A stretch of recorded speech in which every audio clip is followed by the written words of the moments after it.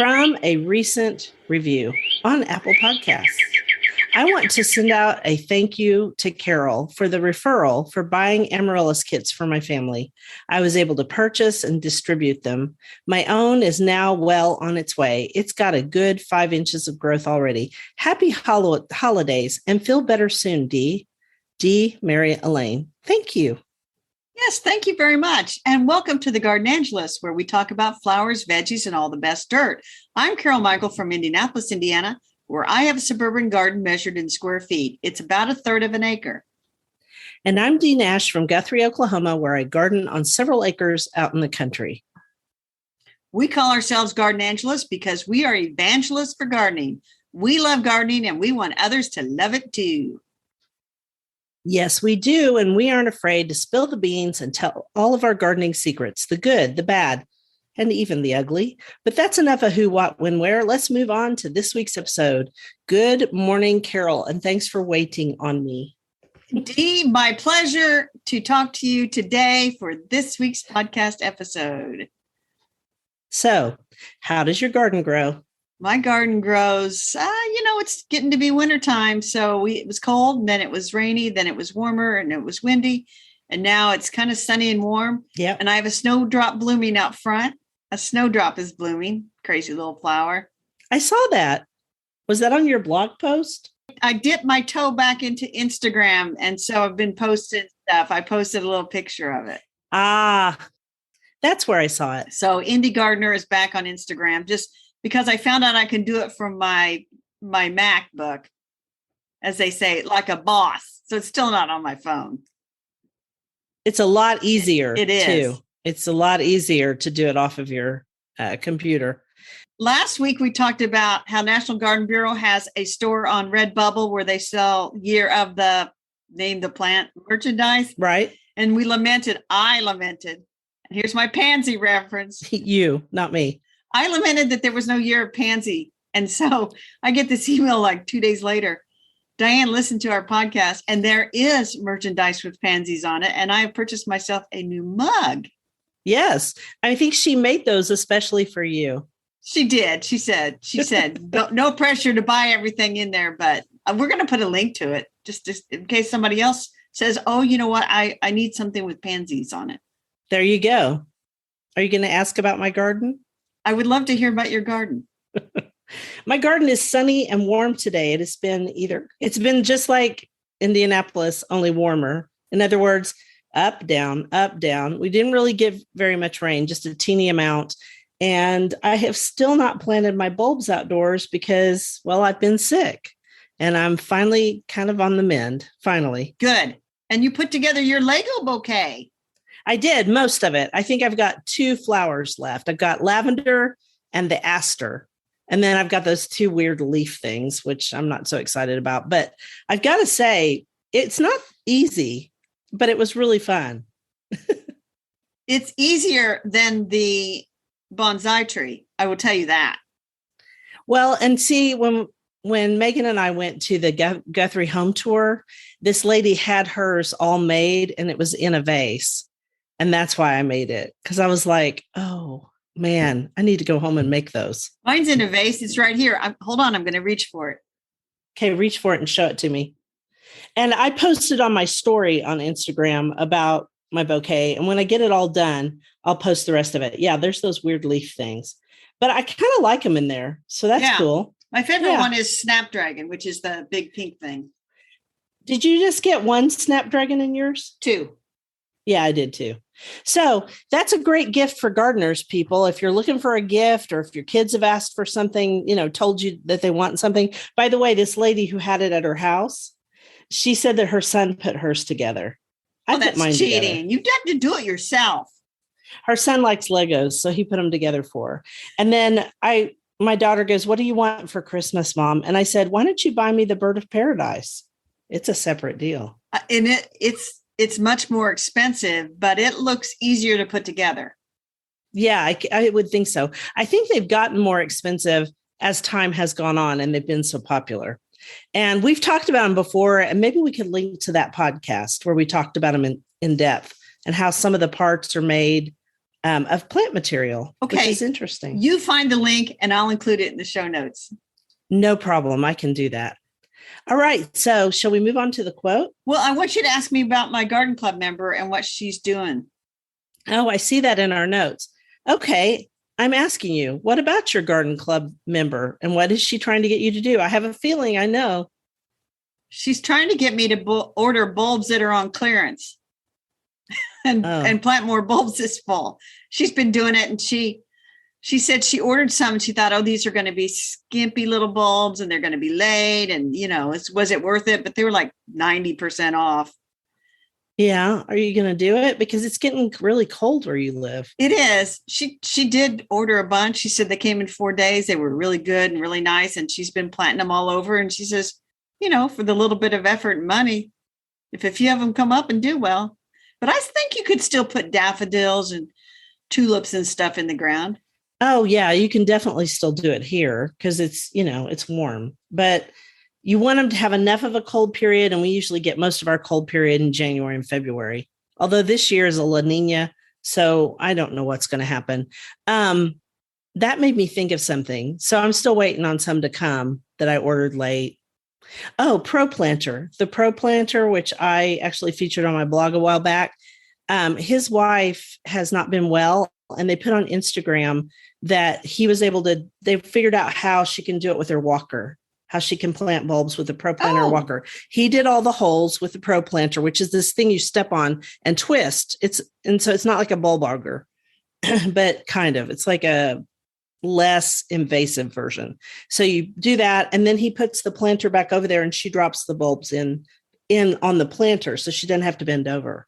Very nice. And that it goes down through the planter and gets in the hole, which is really cool. That is a very good idea. All right. Now we're ready for a quote because I got to get on with this and see about ordering. Never mind. Here comes the quote. We think it is the big moments that define our lives, the wedding, the baby, the new house, the dream job. But really, these big moments of happiness are just punctuation marks. The narrative is written every day in the small and the simple. And that's by Sarah Bone Breathmock.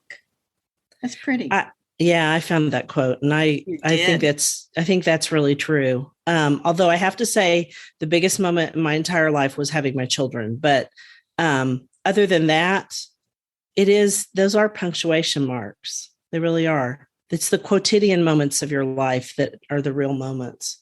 What word did you say? What fancy word? Quotidian. It means daily. Okay. I have to write that down as I did not know that word. There's a whole book on it and it's sitting right up here, right next to me. So I can pull it down. And it is one of the best books I ever read. Can you see the title? Read the title for me. The Quotidian Mysteries, Laundry, Liturgy, and Women's Work by Kathleen Norris. Okay, you're going to have to put a link to that. Okay. I tell myself I'm not buying any more books. So maybe I just need to buy houseplants like what our topic for flowers is. The houseplant class of the year at National Garden Bureau is Peperomias. Peperomia, which is a whole genus, isn't it? And it's a really good one. It is a whole genus. It's in the Peperomiaceae family, which I had never really heard of because since I went to college back in the day, plus more days, they must have added like a bazillion new plant families. Yes. But Peperomiaceae is the same family that has Piper nigrum, which we get black pepper from. Huh. Well, that's fascinating. So peperomias are one of the easiest plants to grow indoors. They are. They basically are almost impossible to kill unless you water them too much. If you water them too much, it's not good. Not too long ago, my best friend came over and she does like house plants, even though she doesn't really garden. Mm-hmm. And she was looking at all of my house plants and they were all looking pretty good. And she said, how do you do it? I mean, how do they? And I said, benign neglect. Exactly what I was going to say. Leave them alone.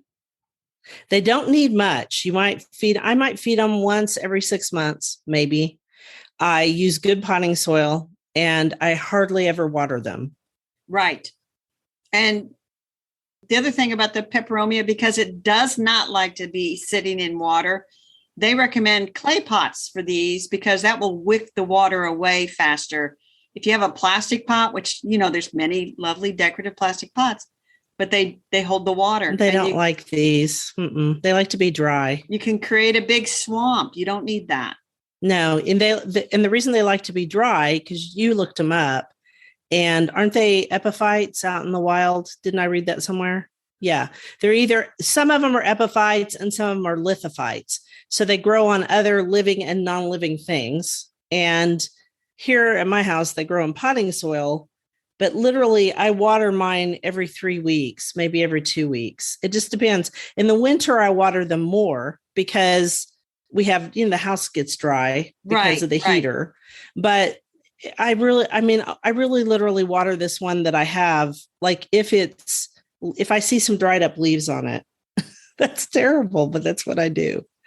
That's terrible. I have 2 peperomias. I have peperomia, I think it's petiolata, which has a little stripe leaf. Mm-hmm. And this is a plant I bought in a little teeny tiny, like 1.5 inch pot.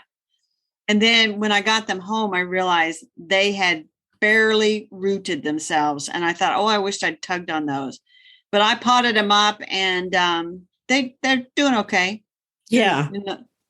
Nobody walks into the sunroom and says, "Oh my, look at your peperomia petiolata." Nobody, but they're a cute little plant. And then I have the one with big round leaves, the Peperomia obtusifolia. Okay. I don't have either one of those. I just looked up which one I have because I was like, I don't know which one I have. I have Peperomia shumi red. It's got a bronze leaf that kind of looks like your stripy one, but it's bronze and it's cute. And it just grows. I don't have to do much to it. I like plants like that, right? That's right. We should also mention there is another plant that looks like peperomia, and that's Pilea peperomiides, which is like a Latin way of saying has a leaflet that looks like peperomia, but it's that Chinese money plant or missionary plant that you despise. I don't despise it anymore. It anymore. It went through a really ugly stage and I was like, this plant is ugly. And so I moved it back into my bathroom next to my tub. And it is so happy back there in that bright, indirect light that it has grown out of its ugly stage and it's a big full plant now. Wow. Which I also don't water much. So there you go. Wow. Dee's had a big turnaround here. I have. We hadn't talked about that yet.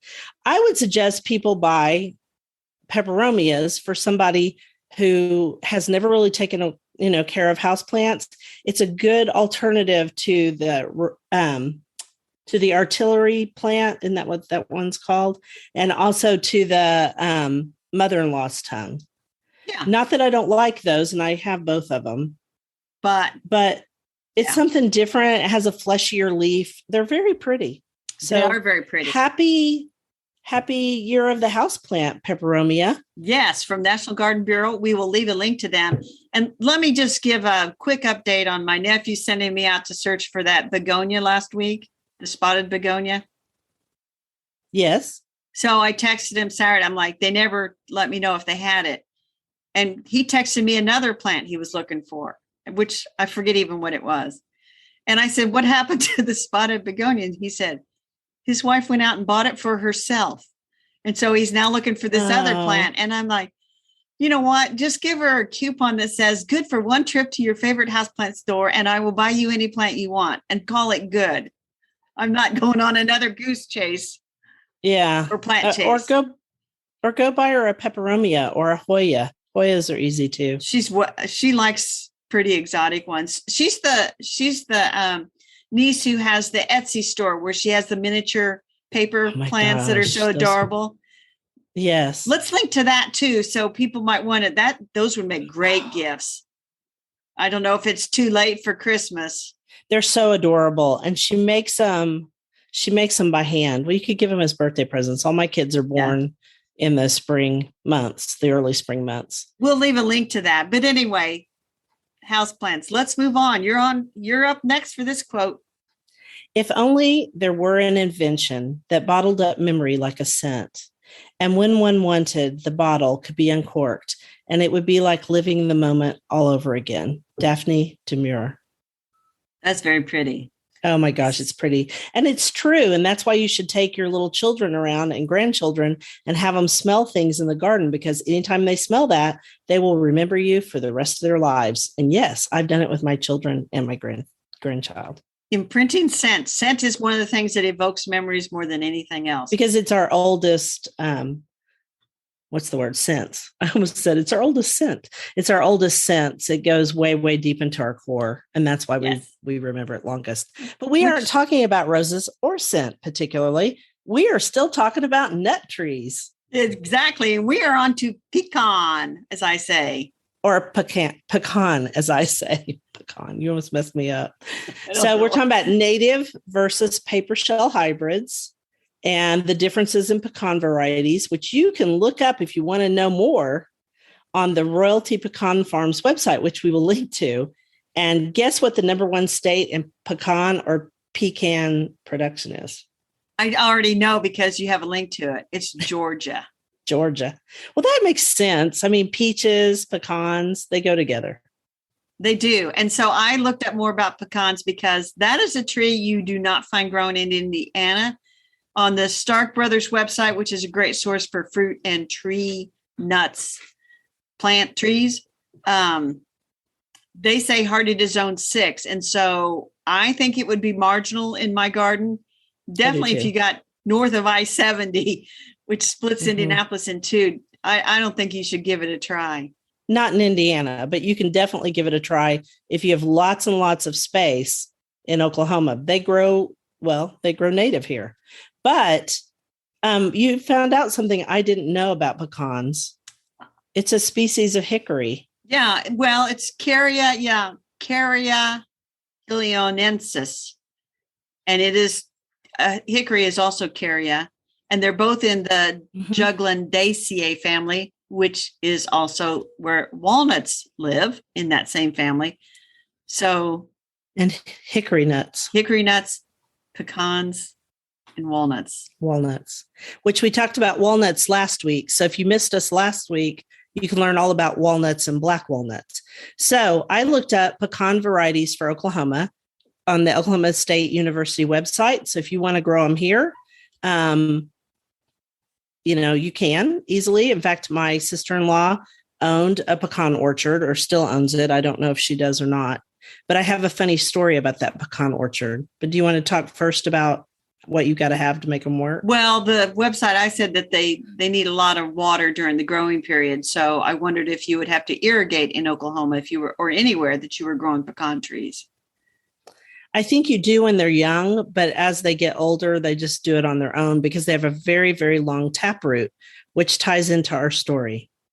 Go for it. I see that you have a story about Bill and pecans and chopping them down. Go for it.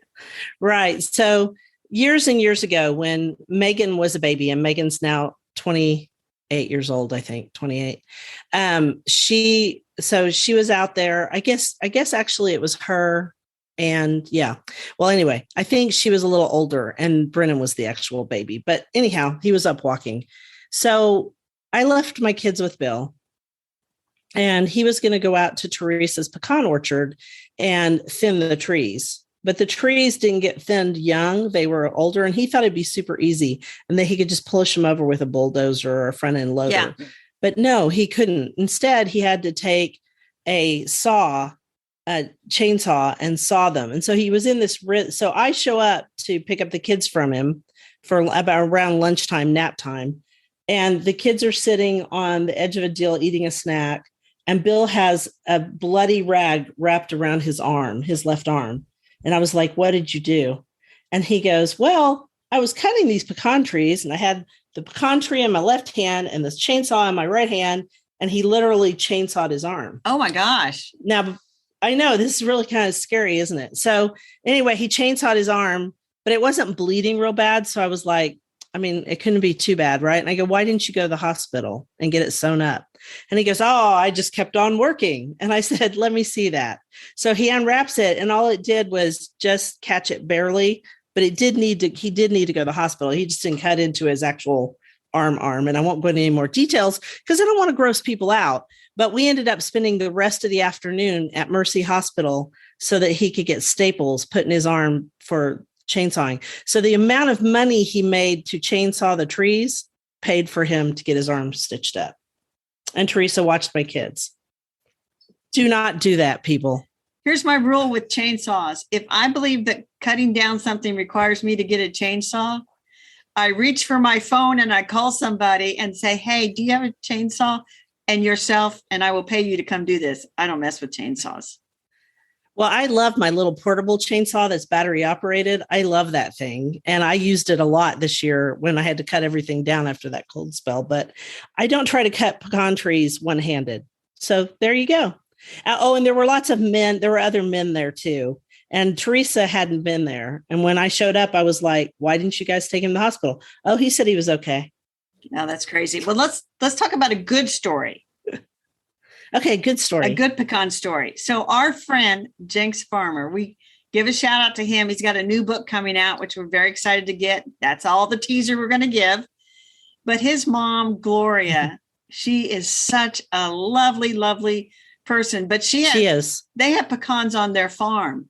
They're never sprayed or anything. And so she and no.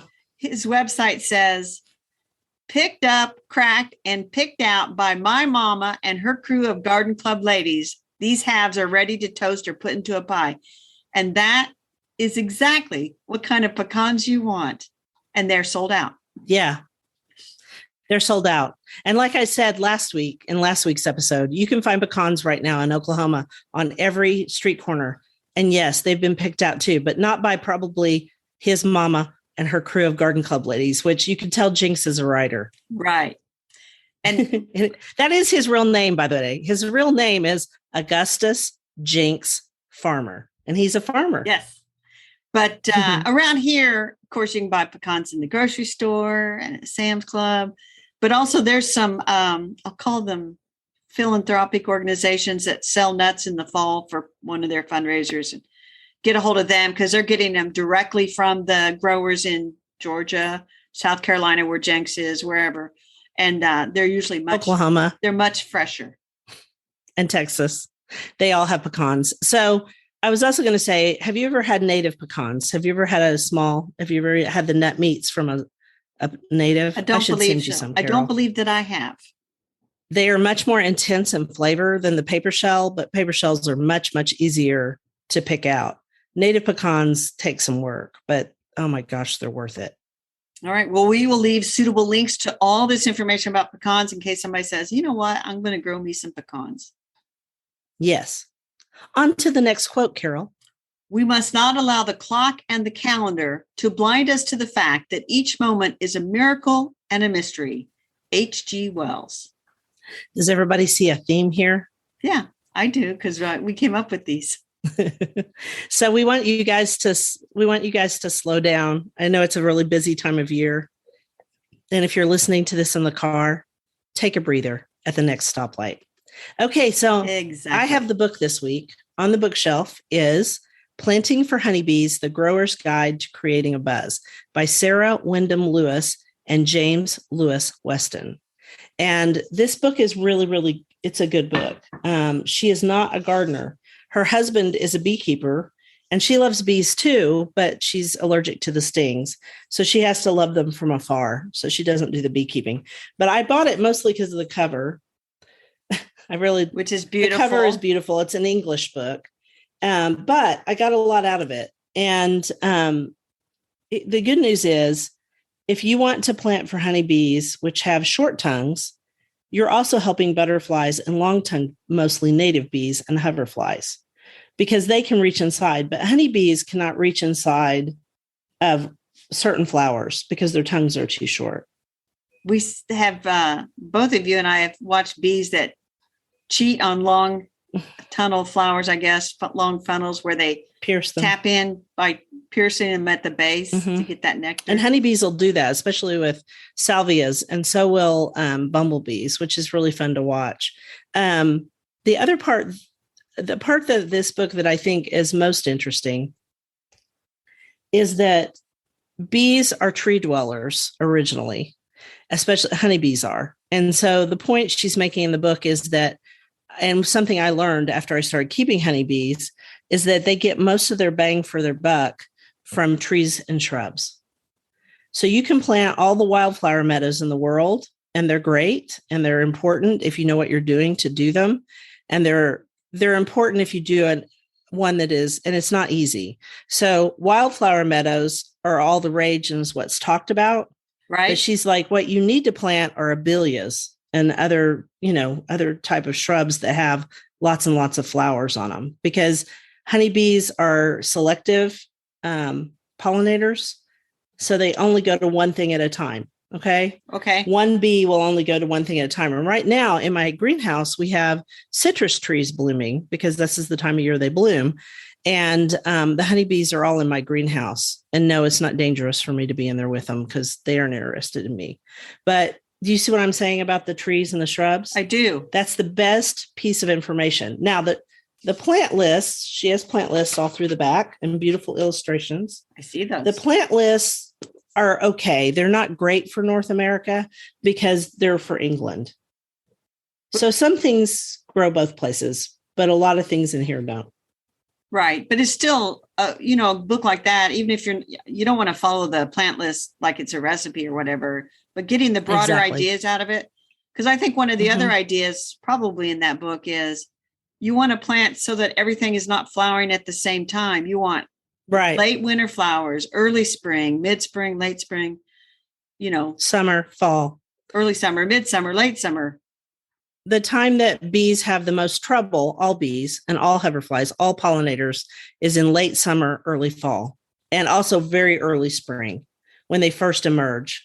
Like if we have a warm day and everybody emerges from their hives or from the ground or from plant stems, they need to have some sort of nectar source and pollen source.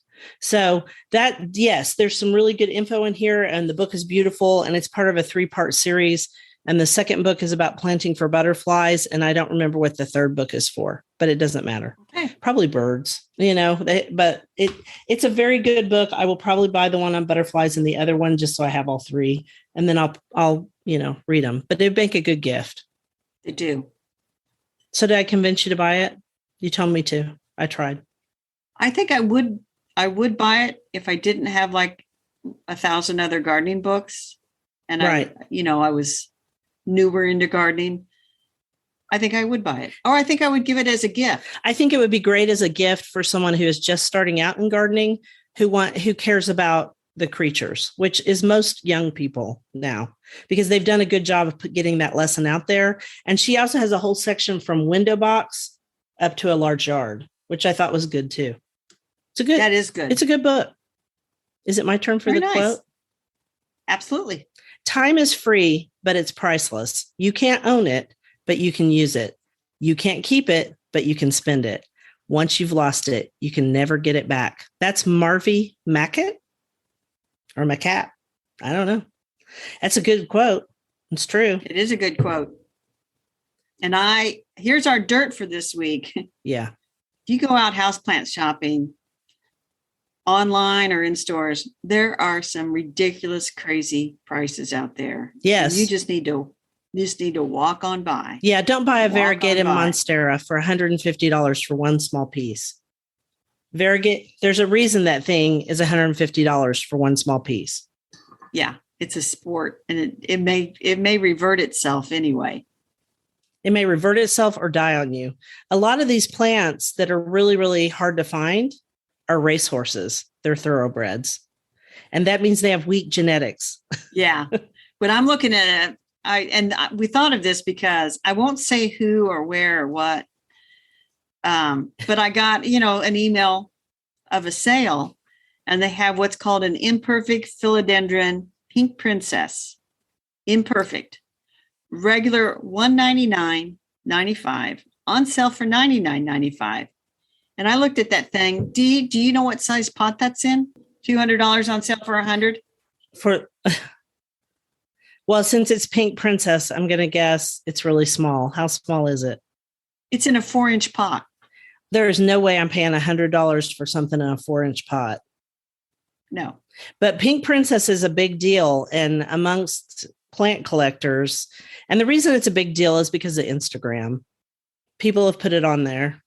But anyway, it kind of reminds me of tulip mania back in was that the 15th or 16th century? And they had those sport tulips that were infected by a virus. They didn't know that, but they were like striped and everything. And people were giving up a year's salary to get one tulip bulb. 1637. 1637. I knew it was sometime in there, but they would, vast sums of money. And then the whole market collapsed. I feel like some of these people are going to spend way too much on houseplants and then wonder what they got for $200 when the thing dies. Yeah. And new daylily cultivars are like that. They're $200, $150, and you get one fan. Yeah. And right now, I did not pay that, but I bought some newer cultivars that aren't brand new. So they weren't that expensive, but I'm overwintering them in my greenhouse right now because I couldn't figure out where to put them in my garden. You shouldn't buy things when you don't know where you're going to put them in your garden. No, you should not. But I do that occasionally. Actually, I need to dig up. What happened was I need to dig up some old ones that I don't like anymore because maybe they're School Blessed Yellow, and I'm not into that right now in daylilies. I don't care how good of an old daylily it is. But my husband got really sad, and he was like, "You're not going to dig up that one, are you?" So I have to do it when he's not there around. You go. And he won't even remember. He won't know. All right, let's talk about our rabbit holes. Let's do, because I think we've gone on forever. You go first. So I went down this rabbit hole last week because we talked about Onward and Upward in the Garden. And then she referenced this book called Some Ancient Gentleman, being an examination of certain people, plant, and gardens by Tyler Whittle.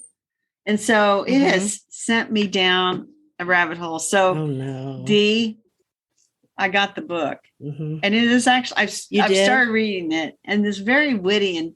And so I'm like, well, what else about this guy? Because the back of the book, it says, he was, or somewhere on the book, it says that he's well-known for his articles and radio talk on gardening subjects, published several novels under a pseudonym, which I think is Michael Sidney, because I just been hunting all over the internet. I found another book that he wrote that's been republished called The Plant Hunters.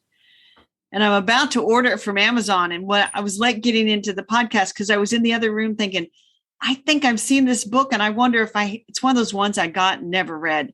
So anyway, I'm down in this dumb rabbit hole. I got to get out of it because it's going to end up in more book purchases.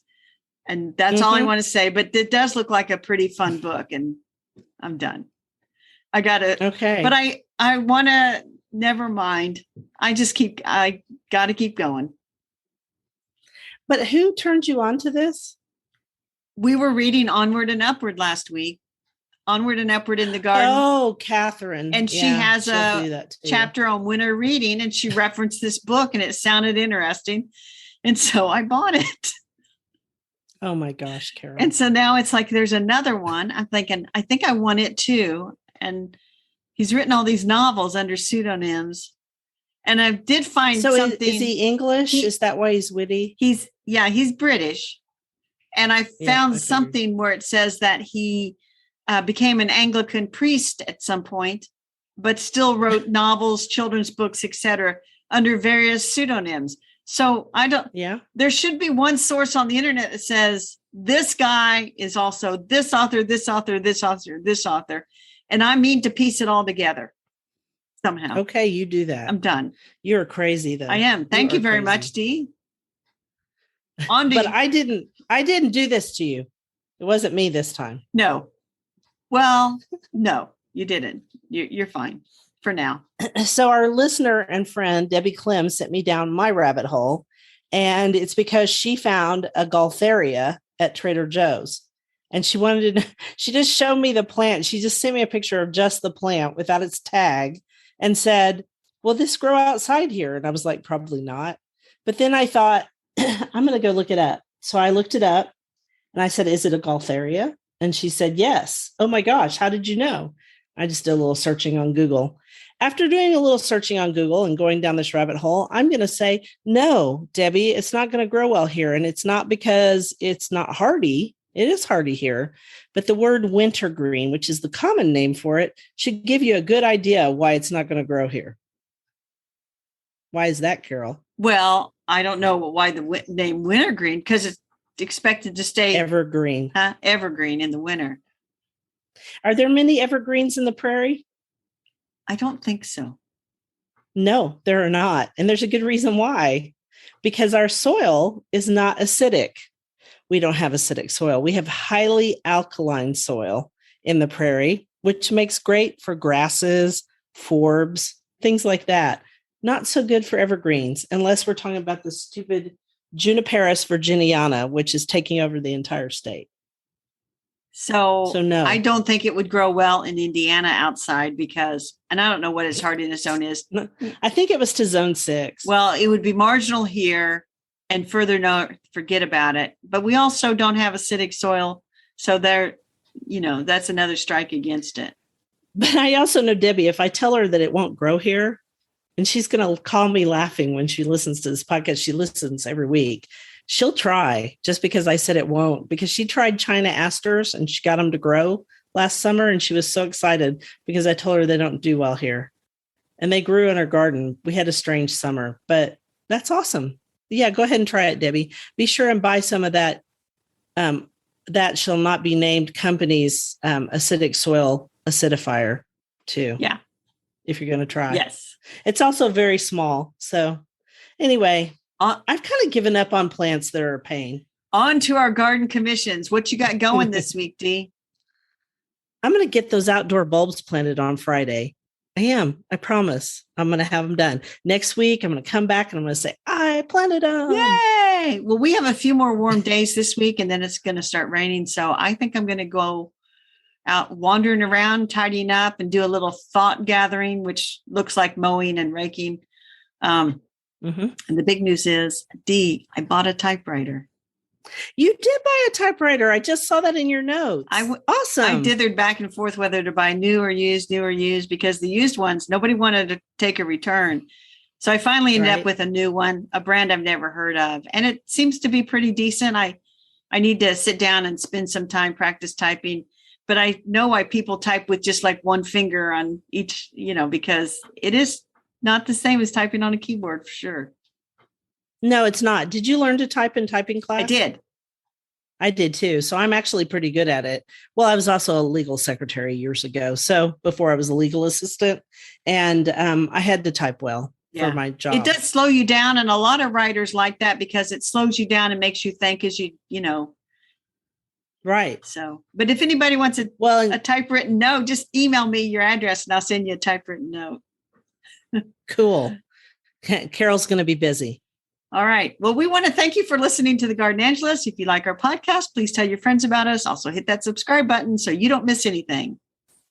And if you listen to Apple Podcasts, we'd love a 5-star review. Several people have been sending them in, and we really appreciate it because it helps us get noticed by others. Could you also share our podcast with your garden friends? Word of mouth is still the best way to get the word out there. Yes, and be sure and check out our show notes for links for more information about today's topics, plus links to our own websites. And if you want to help support us, use those affiliate links. If you buy something after clicking through on them, we earn a small commission, and it costs you nothing. It was lovely to chat with all of you over the Garden Gate today. Bye until next week. Bye, everybody.